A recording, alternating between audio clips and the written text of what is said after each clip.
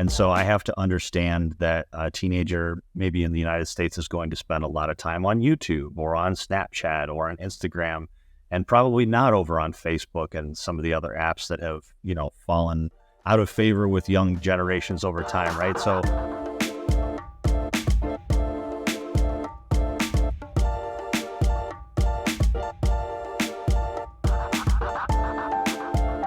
welcome to NeedleStack, the podcast for professional online research. I'm Jeff Phillips, your host. And I'm Aubrey Byron. A quick warning for today's episode, we may be discussing subject matter that our audience could find troubling. Discretion is advised. So today joining us is Griffin Glynn. Griffin is an OSINT practitioner with more than 20 years of experience. He's also known on Twitter by the handle Hatless Wonder. He's also an OSINT blogger, a trainer, and most notably, though, the Chief Investigations Officer at the National Child Protection Task Force. Griffin, welcome to the show. Hey, thank you very much, Jeff and Aubrey. I appreciate being here. Now, Griffin, most of the people we talk to come to OSINT from a military or a public sector background. You actually started in the private sector. Can you tell us a little bit about how you started practicing OSINT? Sure, I can definitely do that. Like most people, I think that have been in OSINT for a long time, I was doing it before I knew that it was actually a thing or that it had a name. So in my previous career, I worked for 20 years in a corporation as a corporate investigator. And somewhere along the way, I started doing online research to support my casework, and didn't know at the time that that was a discipline of any sort or a community or any of the things that we all know now. But I attended a training at one point by a police officer named Michael Bazell, who was just getting started in the world of open source intelligence. And listening to him talk about what he did made me realize that what I was doing was a very watered down version of where he was at the time. And so that sort of started my journey, my passion, my dedication to being a consummate learner and sort of information gatherer / hoarder when it comes to intelligence. And open source especially, secrets, tips, tricks, you name it. Well, that's great. Like I said, it is interesting to see someone come just with a passion that they built on their own as compared to like the coming out of the formal training. But that leads me to asking, I know that is part of your work, in addition to the very important work of finding missing children at the NCPTF, but part of that is offering training to law enforcement, who you guys work very closely with. Can you tell us a little bit about OSINT and law enforcement and what that training looks like? How, are people coming in with a lot of knowledge? Do they even know what OSINT is? Tell us a little bit about how you interact with law enforcement and training them when it comes to OSINT. Sure.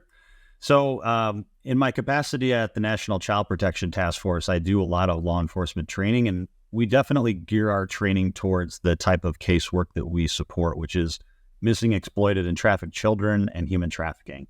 And so those types of cases are different than a lot of traditional law enforcement work in that when you're looking for a missing child, for example, you can't go to a law enforcement database and query that person and find an address history or their phone number and things like that. It just doesn't work that way because we're talking about children. And so the approach has to be, how do you find their online presence? Where do they have social media accounts? Who are they connected to? Where's their interactivity? And then, within some of the other folks in the task force that have different backgrounds, we can bring that expertise from, say, a prosecutor or somebody who worked in a DA's office or a police detective to be able to show the juxtaposition of the open source intelligence, finding the online presence, and the legal process that is then served to those data providers in order to be able to find things like, where is this Snapchat account connecting to in terms of IP address? Or what information does somebody like Google or Meta have about this particular person's email in connection to accounts, and things that can help move the investigator towards locating the person, finding those accounts and things like that. So it's complementary to a lot of traditional police work. But it's very undertrained in my experience when it comes to law enforcement, because there's a lot of traditional sort of institutionalized knowledge in that culture. And that's where I really enjoy being able to help people grow those skills, especially people that have been doing investigative work a long time and have their tried and true methods, which by all means they should keep doing and work really well. But when you complement them with really powerful open source intelligence, foundational understanding of how to do things, you can speed things up. You can find information you couldn't in other ways. And in a lot of cases, you can make a difference, especially in missing children cases. You can make a difference in someone's life very quickly that you may not have been able to with traditional means. I love how you frame open source intelligence in terms of law enforcement as being complementary, right? Which makes a lot of sense from when they're doing investigations on the street, but so much, especially in this area that we're talking about, that happens online. So, can you talk a little bit about the types of, so they're probably new to this and doing open source intelligence. What kind of techniques do you focus on? Like, how do you they're probably not experts, OSINT experts. So how do you go about building on that? Do you give them specific techniques? Is it, how do you get them started to help themselves? Yeah. So I really spend a lot of time thinking about what foundational and very practical and very accessible techniques or resources are going to be most useful to the person that I'm teaching. And that's not just for law enforcement, that's for any type of training that I'll do. And, the reason is I could go up in front of a room and I could tell them great stories of all the one time I threw that Hail Mary and I found the very hard to find piece of information that you'll never look for again in that way. Or, tell them very obscure tools that do things that they won't ever need. And then they walk out of the room and they don't really have any value added to their arsenal. What I like to do is find those foundational things that people are doing repetitively in open source research and teach them how to do them very well, very efficiently, and gear the examples of the way that I'm teaching towards the type of casework that they do. For example, if I'm teaching a class of law enforcement professionals who are investigating human trafficking, I may give them examples of things like online ad sites that feature, people that are potentially being trafficked through an escort service and things like that. And so I'm showing them how to work with things like advanced search operators in Google, or how to perform email and phone number lookups on different services. But I'm giving them sort of that real life understanding of this is what it looks like in practice. I'm very big on methodology and teaching that sort of tradecraft. And I really like to give people something that they can actually use tomorrow on the next case, as opposed to something that they have to try and remember 6 months from now if something obscure comes up. Yeah, that makes a lot of sense. You mentioned social media and Snapchat. I know. What kinds of social media platforms do you focus on in your research with NCPTF? Well, we really go where the person is. And because our work takes us all around the world, part of what I have to do at times is figure out what sorts of social media apps are popular in certain parts of the world, right? Because what I use on a daily basis is representative of a person in my country, in my age bracket, in my culture, and things like that. But that doesn't have anything to do a lot of times with the person I'm trying to find halfway around the world. So, part of it is understanding where to go look to find out what apps are popular. In some cases, I'm starting at ground zero with something that I've never worked with before, but that doesn't mean that I can't take the methodologies and understandings that I have of other apps and other types of OSINT research that I do and apply it to a new platform that I'm just joining up to with a covert account and things like that. So really, it depends on the person. When you're talking about younger folks these days, my social media habits are different than a teenager's, for example. And so I have to understand that a teenager, maybe in the United States, is going to spend a lot of time on YouTube or on Snapchat or on Instagram, and probably not over on Facebook and some of the other apps that have, fallen out of favor with young generations over time, right? So it's really an understanding and making no assumptions. That's one thing that can really hamper a good OSINT investigator, is bringing your assumptions and biases in and letting them influence the way that you go look for information.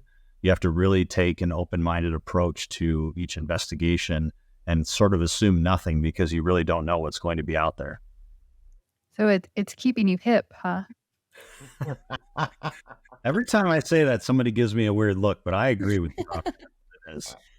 No, with respect to the very sensitive nature of the work you do, could you give us an example of how you used a social media platform to find a lead? Sure, yeah. Um, Boy, there's lots of times.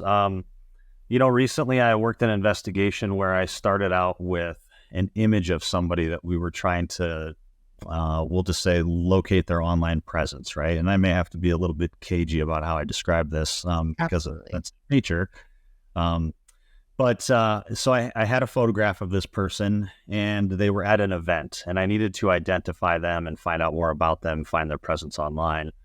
And because I didn't know who they were, I had to use contextual clues from the imagery from that event in order to be able to determine what it was. For example, there was an item on the table that would be like a program for the event, right? To let me know where it was and who it was for and things like that. So using that information, I located people in social media. Using their social media accounts, I located folks that were in the photo with this individual so that I can make the connection back to who I thought he was. And then through a lot of really long research, over several days, I was able to determine what I thought was probably his real name based on a prior marriage to one of the people in the photos. Unfortunately, he had almost no online presence at all. And I struck out for hours and hours and hours trying to find information on this person. And then I went back and I took stock of what I had, and I started to go through my sort of mental checklist. And I was using different search engines from different parts of the world that might capture information differently, right? Because not everything is going to be in Google. One of these other search engines located me a very barren social media profile on kind of a niche site that had this person's real name on it. And they also had a user handle. And now I know that a lot of people will use like their Google account, for example, to sign up for certain services online, where you get that pop-up box that says, do you want to set up an account or do you want to just press the Google button? So I was hoping maybe this person had done that. And I took that handle, I popped it in front of the @gmail.com domain, and I plugged it into several email tools. Like the Epios email tool, OSINT Industries, and things like that. And sure enough, it actually led me to an account that he had for Airbnb, which had his profile photo in it that I was able to match to my original image and then track several of his travels to parts of the world that I was interested in. And it ended up being the thing that really broke the research wide open for me after many, many frustrating hours. And it came from something as simple as a little social media profile that had no content or anything useful other than this person's name. Wow. Wow, exactly. And the stick-to-itiveness, I can imagine, like you said, hours and hours, and then the big break. That's super interesting. You said something, Griffin, while you were describing that. You mentioned covert accounts.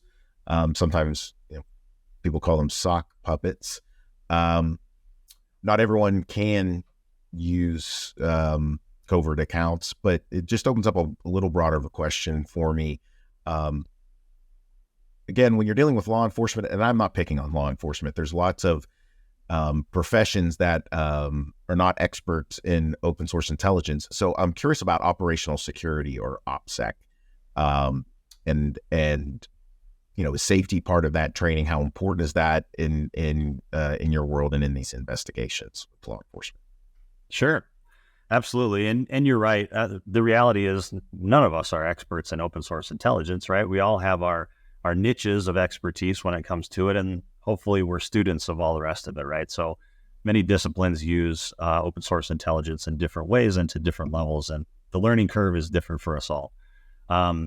Regarding OpSec, that is definitely top of mind when we're talking about the type of casework that I do for NCPTF. At any point, it's very easy to compromise an investigation by having some type of interactivity online, especially when you're dealing with a person who is missing, or maybe does not want to be found, or maybe is under the control of someone else. And sometimes making contact, like following an account or friending an account or sending a message and things like that, could could jeopardize an investigation. So we have very strict rules internally about how we handle open source intelligence research from a no-touch point of view, where we don't have that interactivity. There are times in the law enforcement world where it's appropriate to have interactivity with target accounts or communities and things like that. But, we're very careful about that in our work, because we want to respect the boundaries of, first of all, what makes sense, but also what the agency is comfortable with, and what they would like in terms of support. We're never going to do anything that's going to cause a problem. So when you do this type of work, you have to think about hardening your systems. You have to think about covert profiles, those sock puppet personas, if you're able to do that. You think about what you backstop all of those with. So do you have to backstop that account with a phone number? Does that phone number tie to something else about you? Do you have to backstop it with an email? Can you use a throwaway email, or do you have to get a one that could be tied back to you again? So, there's workarounds. Years ago, we could teach a templated version of, this is how you create a fake Facebook account, and this is what you give them when they ask you these questions, right? It just doesn't work like that anymore. What if you and I did the same thing? We might get different experiences, and there are things that may work for some people that don't work for others, and part of it is tenacity, and part of it is understanding your threat model. So what are you really trying to hide, and who are you trying to hide it from? Right. In some cases, you may not have to hide your backstopped information from the data service provider, as long as it's going to be hidden from the end user that you would interact with. I always plan for the inevitable data breach that's going to happen whenever I set up an account somewhere. And I think about what will happen the day that data is released. Will it tie back to me? Is there other considerations? Right. Well, and you mentioned some of the complexities, and there's two-factor challenges, and login sites are getting really good at understanding what are fake emails or voice over IP phone numbers. And this isn't a class in how to break anybody's terms of service by any means, but what from an OpSec side, what can concern me, I've heard in scenarios in chatting with individuals where someone in law enforcement will then default to go, well, I have a Facebook account or an Instagram account. I can just go check on that person using my own personal account, whether that's from their work laptop, their personal machine, or a phone. And you don't want to do that either, right? I know now you haven't created anything fake, but we all know how much advertising follows us around and what all's being tracked, or hopefully you can take that kind of understanding. Look, everyone thinks Google is listening to them now and popping up ads. Imagine if you just use your own accounts to go and take a quick innocent look that those connections can be made. And that's not good for you or the investigation. Yep, it's definitely a double-edged sword in my world, because from the example that you gave, an officer looking up a suspect's Facebook profile might get them suggested to that person as a friend later on, right? So that's a major OpSec concern. On the flip side, if I'm looking for a missing child and they've accessed their Facebook account from somebody's device at a different house, Meta is going to have data for me that's going to be very valuable in finding that person. And so if you know how to ask those questions and you have the legal authority to get that information, sometimes it can be a lifesaver. Oh, that's interesting. Great point. We talked a little bit about this with your colleague who was on the show, Jessica Smith, who was great, by the way. But I think it's a really important and frankly under-resourced topic that I wanted to ask you as well. In such an emotionally devastating field, how do you protect your mental health? Oh boy. Yeah, it's really something that absolutely has to be top of mind for anyone who does this work and wants to continue to do this work. I am not shy about talking about mental health and about my own mental health and protecting it and things like that. I visit a therapist every single week to talk about things I need to talk about in my life. Unfortunately, my work takes me into some pretty dark places when we talk about child exploitation crimes and things like that. And so for me, it's having that professional, that outlet, that person that I can talk to, but also somebody who is equipped to be able to help me recognize how to take care of myself.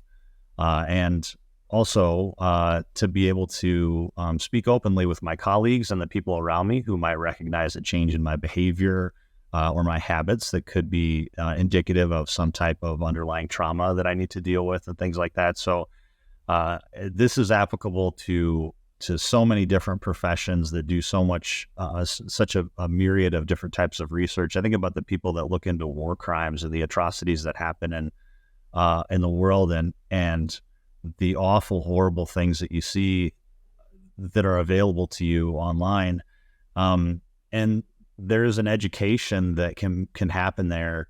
I've had things shared with me over the years that have helped. For example, watching a video with no sound on, or looking at imagery in black and white as opposed to color. Now, I don't ever come in contact with actual abuse material myself as a non-law enforcement person. But in some cases, I may be exposed to the related text that came with a post from a dark web forum, or information, in writing about something that's happened to children. And even that text, I can assure you, is some very damaging stuff at times. And for me, I plan to do this for a very long time, as long as I possibly can. And that means I need to take care of myself and the people around me that I work with. 100%. This conversation and this topic kind of links me to something we had talked about earlier. When we were prepping for the podcast, we got into a little bit about vigilante OSINT, and that puts a negative spin, but on amateurs trying to help out, be it like the war in Ukraine, or if it is trying to help with missing and exploited children. And so now, you bring up, gosh, if you're doing that as an amateur, and do you have the systems and tools and backstops in place and therapy to deal with some of that stuff? On the flip side, you've got, you're trying to help. And there are things that you as a professional in doing this with the NCPTF that, you work directly with law enforcement. So I guess my question is, what kind of advice would you give to someone who is trying to help out with either in your specific area with child exploitation, or again, they're out trying to help with the war in Ukraine, cold cases? You just see a lot of amateur OSINT going out there on their own. Sure. The great thing about all of that is that it's well-intentioned, and that those people are looking to make a difference in their community or in the world. And honestly, that's why I'm here doing what I do, and that's why the people around me are doing what they do. So, kudos to those people that have that inspiration to get up and go do something. What I will say is that there are a lot of very credible, very well-recognized organizations that are doing work that can make use of people's initiative and skills. So if they are a skilled researcher and could contribute, there's lots of nonprofits out there that are doing great work around the topics of exploitation, trafficking, missing people, and things like that. And there's great ways to contribute there. There are times where law enforcement will specifically ask for crowd support. Can you identify this person? They may post it on their socials. We've seen that here in the U.S. with the government from the Capitol riots, trying to identify people involved in that. So there is a role to be played there. But as you can see, if you go out and do a little research on the headlines, it's a slippery slope, and it can lead to problematic situations that are not what people set out to do, but might find them anyway. So there are ways to protect yourself and ways to protect the investigation. And I would encourage people that want to help to find an organization that will help them utilize their skills in the best way possible, so that their impact is maximized, and they don't ever get into any sticky situations or otherwise compromise a case. Are there? I know that NCPTF, isn't always looking for volunteers, and that when we talk to Jessica, it sounds like there's a little bit of, you need to already be a professional, and kind of there's some requirements there. Are there other organizations or areas where people, if they're looking for that, could try to find a way to help? Sure. If you go to the NCPTF socials, we talk about a number of other nonprofits that we work with and support, and there are groups that are doing support of trafficking survivors, of investigative work to help missing children and things like that, that touch on different points of the sort of the process. It's not all just investigative support. So, for example, one of my favorite nonprofits to talk to people about is an organization called Room Redux, REDUX, which is formed by a friend of ours named Susie. And the first time I heard about Room Redux, I was just like floored that I had never considered this concept before. What they do is they transform the rooms of children who have been abuse victims. And the reason they do that is because oftentimes the child is going back into the environment where they were abused, and they're going back into that room with the memories and the horrible things that happened to them. And so Room Redux has little coalitions of volunteers around the United States, and they're growing rapidly, by the way, who will take donations, and they will bring in volunteers over the course of one day and completely transform a child's room and environment to look absolutely nothing the way, like the way that it did before, so that child comes into that sort of that reset, that restart. And I'm not doing it as much justice as Susie would do, but just the concept of that and the impact that it can have for survivors of abuse and victimization, it's mind-blowing to me. I could do my part here in the investigative world, but what happens to the victims afterwards? What happens to a human trafficking victim after they have that interactivity with law enforcement and they move on? What kind of resources are there? There's a need to support all aspects of that system, that sort of continuum. And so I would encourage people to find something that speaks to you and to your purpose and what you really identify with. Find an organization that's doing the work that you would like to do, and just ask if you can get involved. That's incredible. I think as this subject kind of makes its way into the lexicon and popular culture or imagination in some cases, you really don't hear that much about recovery and that long process.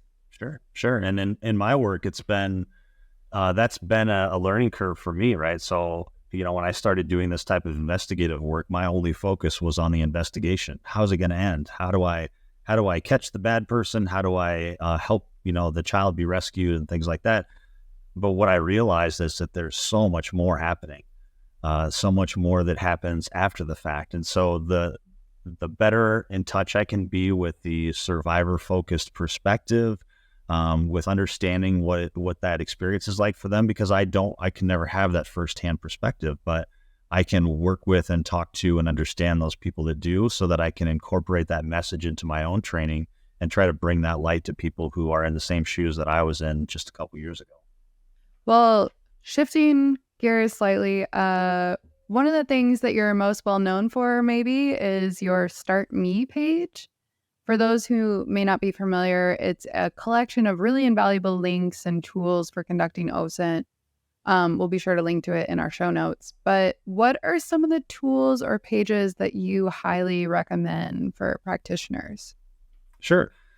So in my Start Me, I have a section of tool sets and resources, and each one of those, I would say there's probably close to 50 in there now.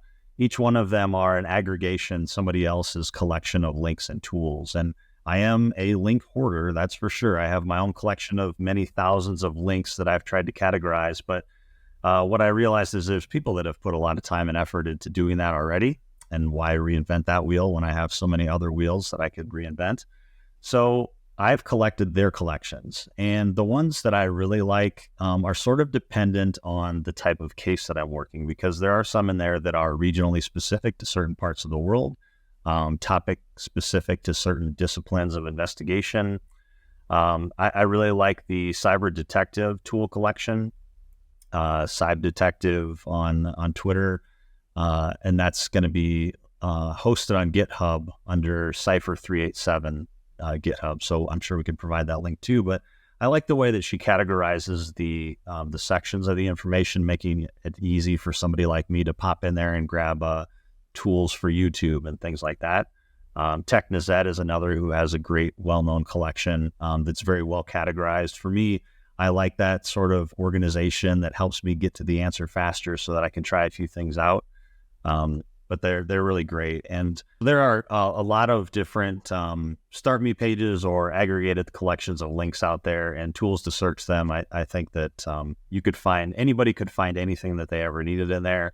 It is buyer beware, right? So I'm not responsible for all the links on those pages and the tools and what happens in your browser when you use them, but definitely suggest that people go in there and look around and see what they can find. I wanted to ask you, you mentioned again, you had this great kind of moment. You spent hours and hours and you came across that kind of low key social media site that gave you the username or a login account that kind of unlocked things. I guess, can you give some advice to researchers when they're working on a case and they reach a dead end, how to react, how to find a way forward? I mean, on one hand, I get it. In your world, I mean, I can imagine you probably have a problem stopping because you're dealing with missing children, but I might be a cybersecurity analyst. It's not life-threatening in that case, but maybe at a high level, again, everyone's going to reach a dead end.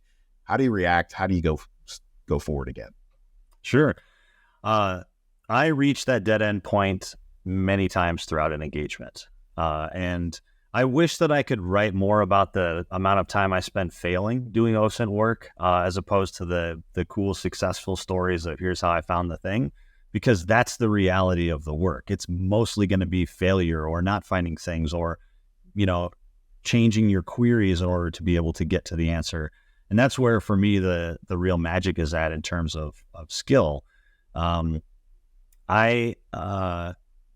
think that having that mentality of believing that there's going to be information out there is a huge driver in keeping me going. So I also will do this thing where I'll recognize that I've kind of hit a wall, and I will always back up to a point where I had some stuff to work with, and I'll take stock of all those different selectors or whatever information I had at that point, and I'll say, okay, let me take each of these pieces individually. Maybe I'm on a social media profile and I have a name, a profile photo, I have some interactivity from other people and some written content. And I'll say, what can I do with each of those 4 components one at a time? And have I done that yet? Have I looked at that person's name in some more obscure places? Have they ever, registered a website? Did I run their name through other search engines? Did I look through, business records and things like that? Then I'll move on to the photo, right? Have I reverse image searched it in multiple places? Have I analyzed that for other contextual clues and so on? And I'll take each of those 4 points and I'll back up and I'll take stock of what I have, and I'll sort of go into my mental toolbox and I'll think, what are all the things that I know how to do with this emoji text, right? Because a lot of the content that I deal with is coming from young people, and people might not realize that you can search emoji text in lots of different places. You can search in Google for emojis. You can search on Facebook for emojis. You can search on Instagram for emojis. So maybe this person's bio has a set of emoji characters that are unique to them, or maybe a group that they affiliate with. And, just having those sort of layers that are built upon the foundational stuff that you do 90% of the time, I think that really makes a difference. But you really have to get that 90% down, that foundational learning base that I preach on quite a bit, because that's what you do most of the time. And then when you get stuck, that's when you back up and you think, okay, what was that obscure thing that Griffin wrote about that one time in that blog? All right, now I'm going to go look that up and try it, or, something like that. Right. Well, that makes a lot of sense. And Griffin, this has been super interesting, a super interesting chat. As we wrap up, though, I did want to give you an opportunity. Is there anything you'd like to leave our audience with before we put another bow on an episode here of NeedleStack? Sure. The thing that's for me really paramount is that open source intelligence is something that everyone can do. It applies to so many different careers and different types of work and needs and things like that. So if OSINT is something that speaks to you, then go out there and find ways to learn the way that you learn. We're not all visual learners. We're not all auditory learners. Some of us like to do hands-on things. Go out and figure out who's teaching the way that you like to learn, and then invest your time in learning that way. Even as a let's just say many-year practitioner of OSINT, right? I don't want to date myself too much. I still spend time going back to my fundamentals and making sure that they're rock solid, testing those things out, making sure that there's not something that I'm forgetting and that I need to relearn. I think about it all the time, like somebody like Tiger Woods, for example, at some point has gotten a coach, a guy who can probably beat everybody but maybe 5 people on earth with like absolute consistency is going to go to a coach. What for? Well, they're not going to stand in the woods and, swing the club backwards, the opposite direction to hit a crazy shot that'll come up 1 in a million. They're going to stand on the tee box and they're going to work on your stance, your grip, your fundamentals. And this is a person who's at the highest level of his profession. So how can I incorporate that mindset into my own learning?